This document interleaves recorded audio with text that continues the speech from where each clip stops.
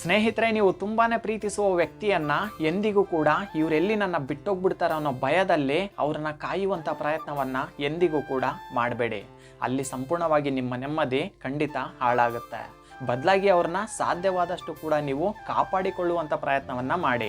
ಅಂದರೆ ಹೊರಗಿನ ಪ್ರಪಂಚ ಹೇಗಿದೆ, ಹೊರಗಿನ ಜನಗಳು ಹೇಗಿದ್ದಾರೆ, ಸ್ವಲ್ಪ ಸಲಿಗೆ ಕೊಟ್ಟರೆ ಜನಗಳ ವರ್ತನೆ ಹೇಗಿರುತ್ತೆ, ಜೀವನದಲ್ಲಿ ಏನೆಲ್ಲ ಆಟ ಆಡ್ತಾರೆ ಅನ್ನೋದನ್ನು ಅವರಿಗೆ ಸಾಧ್ಯವಾದಷ್ಟು ಕೂಡ ತಿಳಿಸಿ ಹೇಳಿ.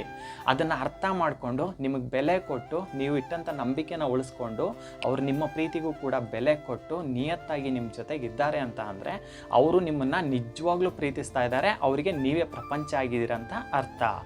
ಒಂದು ವೇಳೆ ನೀವು ಇಷ್ಟೆಲ್ಲ ತಿಳಿಸಿ ಹೇಳಿದ ಮೇಲೂ ಕೂಡ ಅವರು ಮತ್ತೊಬ್ಬರ ಪ್ರೀತಿಯನ್ನು ಬಯಸಿ ಹೋಗ್ತಾ ಇದ್ದಾರೆ, ನೀವು ಇಟ್ಟಂಥ ನಂಬಿಕೆಯನ್ನು ಸಹ ಅವ್ರು ಉಳಿಸ್ಕೊತಾ ಇಲ್ಲ ಅಂತ ಅಂದರೆ ಏನೂ ಸಹ ಮಾಡೋಕ್ಕಾಗಲ್ಲ. ಹೊರಗಿನ ಪ್ರಪಂಚನೇ ಅವರಿಗೆ ಉತ್ತರ ಕೊಡುತ್ತೆ.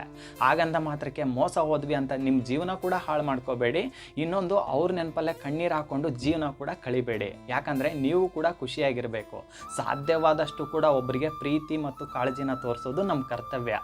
ಯಾಕಂದರೆ ಮನಸ್ಸಲ್ಲಿ ಸ್ಥಾನವನ್ನು ಕೊಟ್ಟಿರ್ತೀವಿ. ಅದನ್ನು ಉಳಿಸ್ಕೊಂಡಿಲ್ಲ ಅಂತ ಅಂದರೆ ಅವರಿಗೆ ನಮ್ಮ ಪ್ರೀತಿನ ಪಡ್ಕೊಳ್ಳುವಂಥ ಯೋಗ್ಯತೆ ಇಲ್ಲ ಅಂತ ಅರ್ಥ ಸ್ನೇಹಿತರೆ.